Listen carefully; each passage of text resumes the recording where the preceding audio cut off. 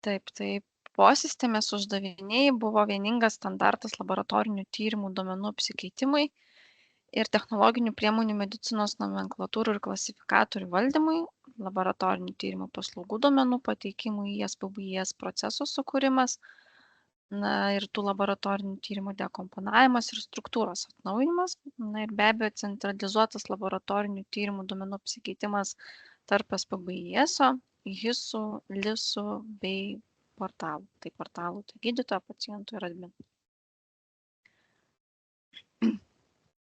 Ir laboratorinių tyrimų posistemių duomenų tas formatas pagrindinis buvo tai, kad senąjį FIR standartą pakeisti į naują, 5. Sistemos lygmenyje buvo aktualu tik dalis FIR struktūrų atributų, tačiau sistema gebėtų saugoti ir visus likusius ir struktūrų tikrinimas paremtas FIR profiliais. Ir jau čia leisiu pasisakyti toliau su atstovams, mūsų tiekėjams.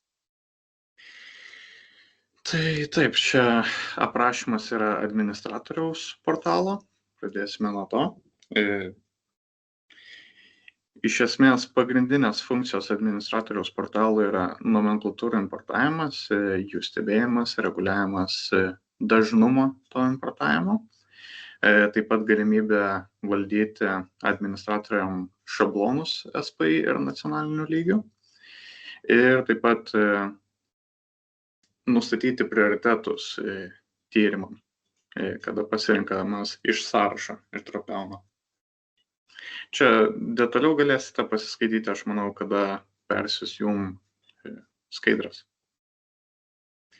Taip pat labai svarbu paminėti pačioj pradžioj, tai apie implementacijos gidą.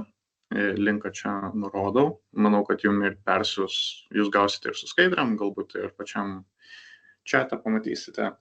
Bet didesnė dalis šitos prezentacijos yra paimtos nuotraukos iš implementacijos gido, nemažai remsimės jo. Ir tikslas yra, kad jum būtų, tai yra svarbiausias ir pirminis šaltinis informacijos. Tenai galite pamatyti validacijos taisyklės, naudojamas nomenklatūras, resursus, jų struktūras, ribojimus ir integracinius taškus. Taip, pradėkime nuo struktūrų. Čia matome service request struktūrą ir svarbiausia dalis, aš sakyčiau, kad yra extension dalis, nes čia pagrinde, kom skiriasi service requestas bendras file nuo mūsų lietuviško file. Taip pat svarbu paminėti, kad service request grupuojamas per requisition ID, kadangi galima jų paduoti daugiau negu vieną. Iš portalo pusės jūs matysite vieną service request formą, bet tyrimų galėsite užsakyti daugiau negu vieną. Tada judame prie specimen. Vėl atkreipiam dėmesį į extension dalį, kuriame nurodome žmogų, kuris atlieka tą tyrimą. Ir reikia paminėti, kad specimen turi būti susietas su service requestu. Jeigu jisai bus nesusietas, tai gausite klaidą, kada darysite užklausas integraciniam taške. Jeigu naudosite specialistų portalą, tai už jumis automatiškai jau bus padaryta. Čia matote nuotrauką diagnostic reportą. Vėl svarbios vietos extension. Visa kita iš esmės panašu labai į bendrą FIR standartą. Taip pat čia visos šitos nuotraukos, jos yra paimtos, kaip ir minėjau, iš implementation guide. Ta patį jūs galite atsidaryti. Čia keletą vietų yra sumažintos, kad tilptų į vieną portalą, į vieną skaidrę. Tai jeigu norėsite atidžiau patyrinėti jų reikšmes ir visokius ribojimus, galėsite nueiti į implementation guidą. Prieiname prie observation'o. Čia netgi pridėjome JSON'ą. Kairiai pusėje yra nurodymas, kaip jį užpildyti iš esmės, o dešiniai pusėje pavyzdys, ką gausite. užpildė. Tai čia tokios svarbesnės vietos, kur galima atkreipti, tai yra, kaip mes nurodome referencą ir kaip apskritai JSON resurse atrodo JSON'as. Tai mes nurodom resurso pavadinimą, šiuo atveju yra practitioner role ir jo ID ir padodam kaip referencą. Tai jeigu jums reikėtų, jeigu jūs norėtumėte, tarkim, šitą observationą įsitraukti, tai jūs taip ir gautumėte tą performer. Ir jeigu norėtumėte pasimti performer, tada reikėtų dar vieną užklausą daryti su būtent nurodytų resurso ir jo ID ir tada gausite performer. Čia nuotrauka iš implementation guido ir toliau tęsiasi informacija, kaip padaryti observationą.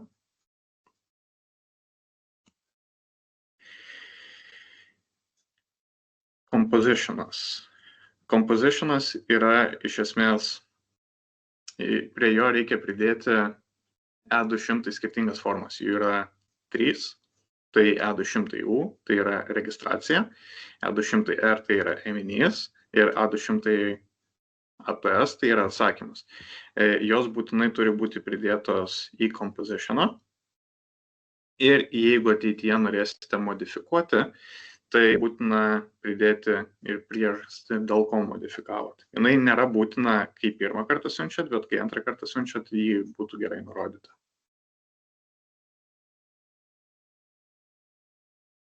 Čia yra sąrašas resursų, kuriuos leidžiama naudoti Elab'e. Jau keletą esat matę, kaip composition ir service request, bet keletas nebuvo paminėta. Vienas iš jų yra healthcare service. Tai iš esmės, kam jisai skirtas, jį iškvietus su savo organizacijos SPBA ID, jūs gausite sąrašus, kuriuos atlieka organizacija, ta būtent, pagal kurios ID ieškote. Taip pat čia yra code system, kurią iškvietus galite ištraukti klasifikatorius, nomenklatūras, informacijos apie juos ir panašiai. Kaip ir minėjo Danielė, tai vienas iš pakeitimų, ką mes padarėm, tai buvo pakėlėm į R5 FHIR standartą. Taip pat autentifikacija yra praktiškai tokia pati kaip ir SPBI. Jeigu naudojate integracinius taškus, tai jums reikia prisidėti viešuosius raktus ir su jais daryti užklausą ir pasirašyti jas. Jeigu naudojate specialistų portalą, tikriausiai, jeigu jūs pasiekėte Elab'ą, tai jau esate autentikuotas. Naudojame pagrindę RESTful API ir formatus, kurios palaikome, yra XML ir JSON formatais. By default mes naudojam JSON formatą. Jeigu norite nusirodyti XML formatą, reikia papildomai pridėti parametrą format. Jisai vėliau pasirodys. Pamatysim, parodys. Noriu dar taip pat parodyti transakcijas, kurias siunčiate. Čia bus susijęs su būtent šitą dalim, sectionų, R, ATS. Tai čia būtų U, nes tai yra užsakymas. Kiekviena transakcija privalomai turi turėti bundle ir provenance. Ir į vidų tada jau įeina ar tai service requestas, ar tai bus ėminio registracija ir panašiai. Kiekvienas užsakymo metu užsakytas tyrimas keliauja kaip atskiras service request resursas, tai jeigu norėsite daugiau pridėti, tai teks keletą service requestų įdėti į tą bundle. Ir diagnozė nurodoma service request'e kaip papildomas parametras supporting info. Čia taip pat nukreipiu jumis į informaciją pamatyti daugiau implementation guide.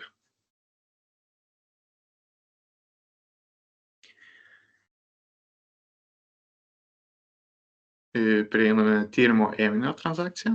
Tai matote vėl bundle ir provenance išlieka. Jie turi visur pasirodyti, tik tais pasikeičia, kokį resursą siunčiame. Tai kiekvienas ėminys pateikiamas kaip atskiras specimen resursas ir kiekvienas specimen siejamas su vienu ar daugiau service request resursų. Taip pat vėl čia pridedu nuorodą. Kiekvienoje šitoj transaction aš nurodau būtent į tą susijusi resursą, kad jums paprasčiau būtų orientuotis. Tyrimo atsakymo teikimas. Čia reikia paduoti visus sukurtus. Ne, čia ne visus dar visus. Čia reikia paduoti observationus, tai atsakymus tyrimo. Čia keletą resursų naudojamas, kaip compositionas, diagnostic reportas ir observationas. Observationą matėt anksčiau, diagnostic reporto nematėt, bet jį galima rasti implementation guide. Ir šitą, be to, composition nėra privalomas resursas šitame etape. Kadangi tyrimas dar nėra galutinis, tai jis gali būti siunčiamas atskirai. Čia būtent apie composition resursą kalbu. Ir čia yra pilno dokumento pateikimas. Tai čia sudėtate service requestus, kuriuos siuntėt, specimen, kurie susiję su service requestu, atsakymus, kurie susiję su ėminio paėmimu ir composition. Composition šiuo atveju jau yra privalomas. Ir kaip ir visuose transakcijose, bundle ir provenance irgi privalomi. Čia gal vizualiau būtų, kad lengviau įsivaizduoti, kaip atrodo tos transakcijos. Tai E200U yra service request, E200R yra ėminys, E200ATS įtraukia composition, observation ir diagnostic report, bet kaip ir minėjau, atsakymo metu dar neprivalomas composition. Taip pat visas šias užklausas galima teikti JSON arba XML formatu, reikia siųsti post užklausą. Taip pat mes palaikome ir redagavimą, ką minėjau anksčiau, kur tenai prisidėjo gale slice modification reason. Tai ją nurodžius galite paupdatinti būtent resursą galutinio atsakymu. Tik tais reikia naudoti HTTP put vietoj HTTP post metodo.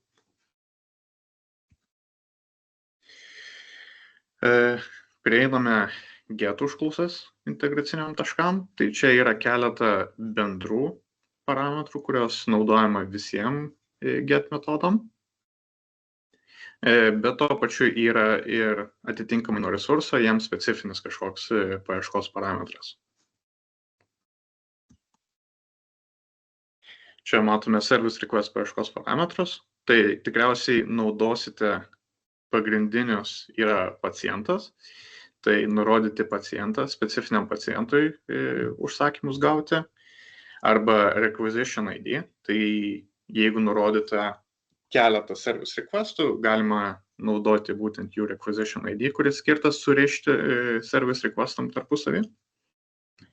Taip pat tikriausiai naudosite, kokį kiekį rezultatų norite gauti, offsetą puslapiavimą, jeigu tyrimų daugiau negu vienas.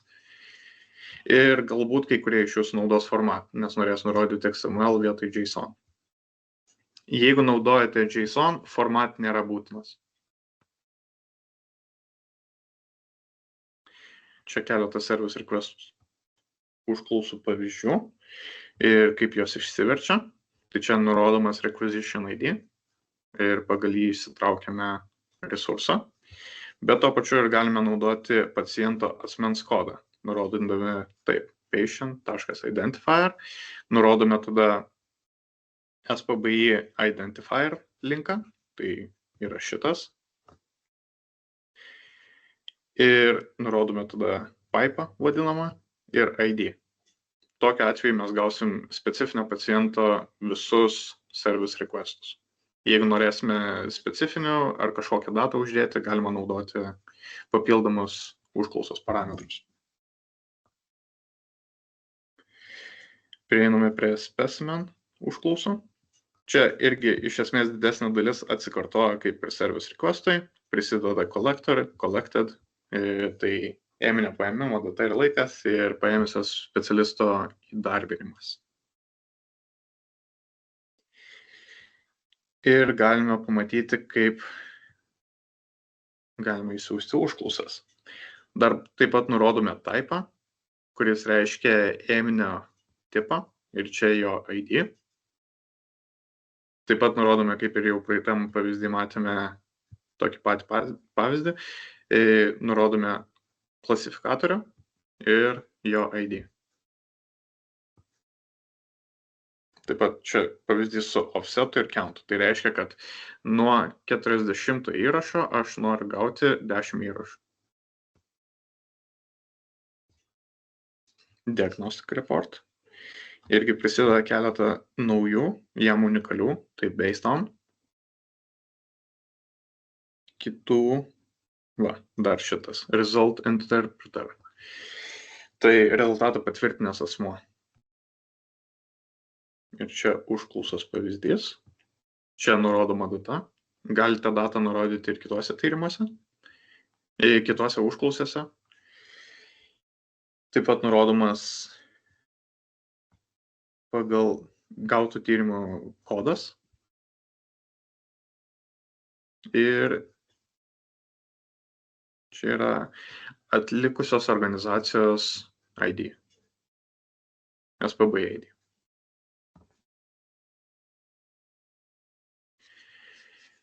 Prieiname prie observation paieškos parametrų. Čia jų yra keletą ir keletą užklausos pavyzdžių, kad jums būtų paprasčiau. Taip pat užklausos pavyzdžiai yra implementation guide. Aš po šitos prezentacijos norėsiu jums parodyti, kaip atrodo tas implementation guides. Tai pavyzdžiui, pagal statusą, jeigu noriu tyrimo rezultatų, kurių statusas yra final, tai tiesiog nurodau status final ir gaunu, ką aš noriu. Arba būtent specifiniam metodui, nurodau metodą ir gaunu pagal tą metodą. Taip pat ir su compozitionu galiu nurodyti autorių, galiu nurodyti kažkokį būtent identifierį irgi, arba pacientą.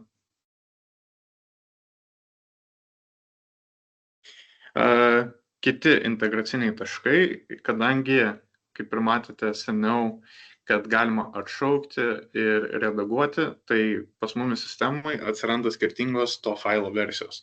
Ir tas versijas galima pasimti taip, resurso tipas plus jo ID. Tai čia gausime by default naujausią versiją. Jeigu mes norėtume kažkokios konkrečios versijos, reikia nurodyti resurso tipą, jo ID ir versijos ID. Jeigu nežinote, koksai versijos ID, jūs galite tiesiog iškviesti apatinis brūkšnelis history ir tada jums parodys visas versijas.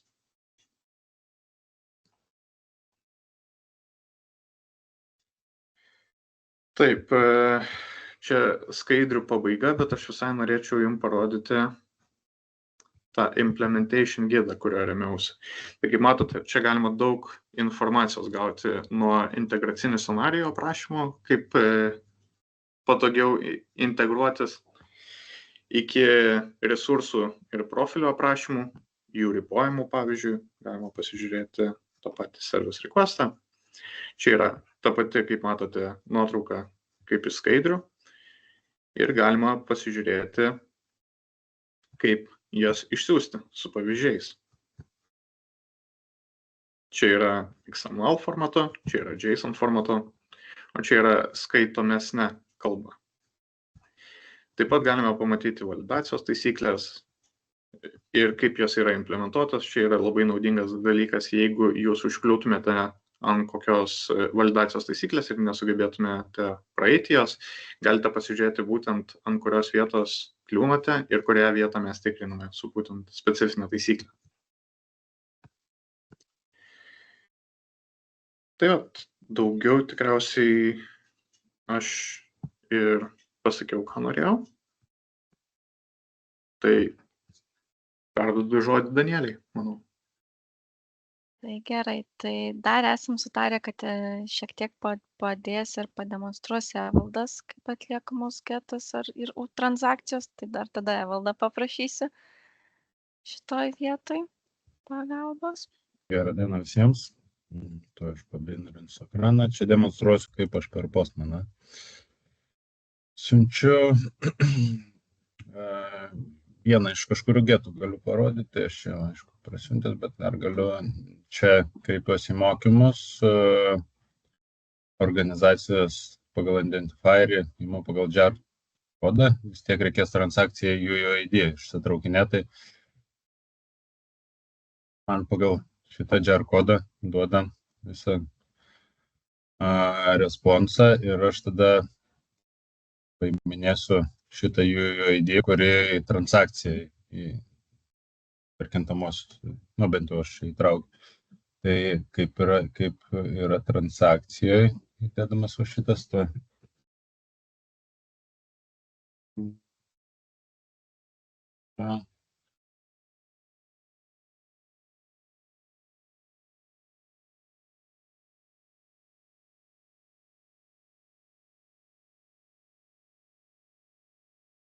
Aš į transakciją tą gautą UUID įdedu. Ir tada čia visai yra tas bundlas 200, tai yra service requestas, to paduodamas su statusais,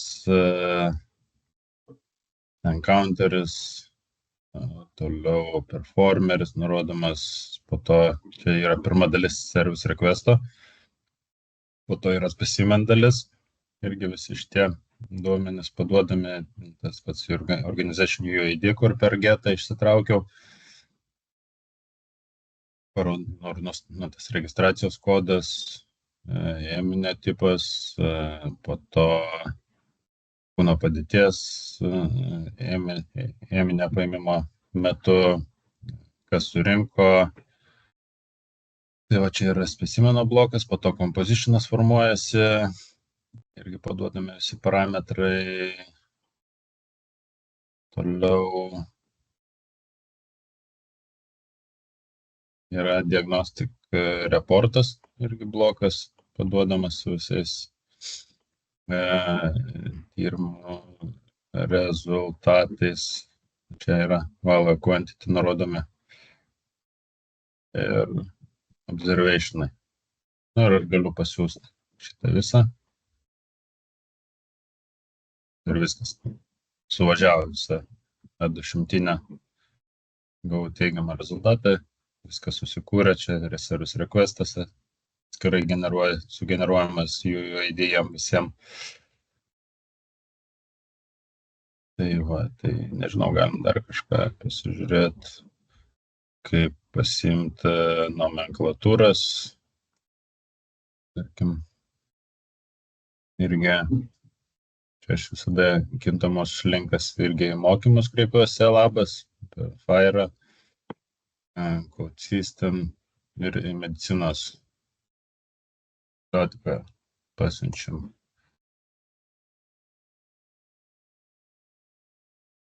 Pusę ir viskas mums gražina. Šiek tiek didelės apimties, tai stringa man.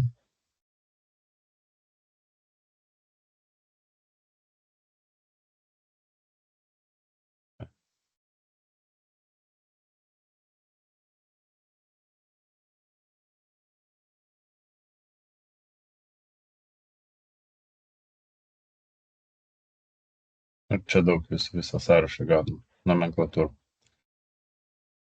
Tai va, nežinau, ką dar parodyt. Gal klausimų kažkas turi. Labą dieną, aš norėjau paklausti, ar mes šitą biblioteką iš eksportuotą galim gauti kažkaip tai? Kurią biblioteką? Postmano, dabar, kurią rodo Evaldai. Visą kolekciją? Jo. Danielė. Tau gal klausimas. Manau, Ją kad reikia dar sutvarkyti, nes čia viskas. ją reikėtų sutvarkyti dar iki galo, nes jinai yra dar mums viduj, kaip sakyti, dar mes ją tobulinam. Bet kokiu atveju jinai net ir netvarkyta yra aukso vertės šitą momentą. Tai aš manau, kad būtų labai naudinga. Tai manau, šiek tiek dar gal ją iki galo sutvarkysim ir Donatai, matau, klausimą turi arba ranką keli, nežinau. Neklausimą, tik tais paminėti, jeigu dalinsimės, tai būtina, asmeninti, tai pašalinti visus raktus ir panašiai. Nes naudojama specifinius raktus. Tai gal tada sutarkim taip, kad dėl kolekcijos sutvarkysim, sužiūrėsim raktus ir kai galėsim ją pasidalinti, tai čia tikrai labiau jau po žolinių, dabar tikrai nespėsim, informuosim, gal taip būtų paprasčiau. Ačiū labai gerai, ačiū. Gal dar kokių klausimų būtų?